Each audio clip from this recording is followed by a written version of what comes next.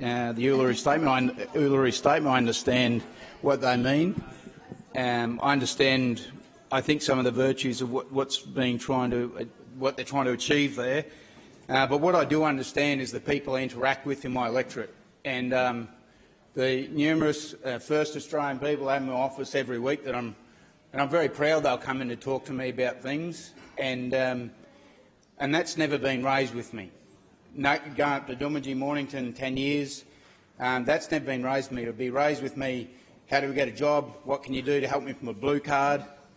How do you help with these things? And I recall a conversation I had years ago in the coffee lounge with an MP. Said, "Oh, the fix to everything, mate, is a treaty. That's the fix." And I thought, well, I'm a bloke that likes trying to fix problems in politics, and I can't see how the treaty is going to help these people get a job in Doomadgee or Mornington.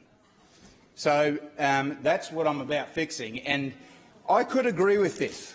I'm not saying I disagree with it, but what I get really annoyed about is that this becomes the focus, and oh no, everything will be solved by the treaty. No, hang on, we need to work with things on the ground now, because I've been coming in here now for 10 years trying to get action on things like blue cards, title deeds, and alcohol management plan at Mornington Island took about 8-9 years to get. So they're the things that are tricky. They're hard, but this becomes the priority. And you can excuse me for saying, well, you know, despite some good meaning, some people, very well-meaning people, driving for things that they want, they're saying that this will be the answer to all their prayers. And I'm not sure I agree with that. I think there's a lot of stuff we should be doing right now that it's a priority, and it's very easy to use this as a smokescreen. I know we're putting all this effort in here, but we're forgetting the things that are right in front of our nose, and we're not acting on those. And well, I'll take that interjection. Why can't we do both? Very good question, because I've been putting these things on your table now, and it confuses me why we're not acting on those. That's what I'm saying. I've been here for 10 years saying, how about we have some action on blue cards? Got my third bill in Parliament now. It's going to be knocked down. It's going to be knocked down. Order, members. You want to go to these communities and ask them what they want. They want some action on blue cards. We're not going to do that. I don't have the answer to anything. You're quite right, Minister. I do not have the answer to everything, but I understand that blue cards are an issue. Pause the clock. Member for Traeger. Minister, stop your interjections across the chamber. Member for Traeger, have the call. I understand where the problems are, and I'm not afraid to walk away from them or trying to resolve them, not by saying, oh, everything will be solved by a treaty.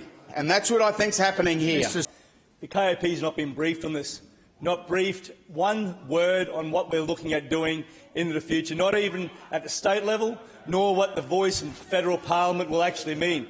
We haven't been briefed. As a member of parliament, when I'm asked by First Nations people in my own electorate, what does this all mean for us signing up to the voice or this referendum that may come from the federal parliament at some stage? We don't know. We have not been told. These are proposed constitutional changes to the guiding documents that run this whole country. And the reality is people will be asked to sign up to something or vote on something they have no idea what it's going to do. I do have the document in front of me here, the Uluru Statement from the heart. There are a lot of words in here, but there is not a lot of detail, Mr Speaker, on what this will mean. And I think it must be very hard for those elected members of parliament that are from Aboriginal and Torres Strait Islander descent to be told that their voice in this parliament, in federal parliament, hasn't broken through the party structure.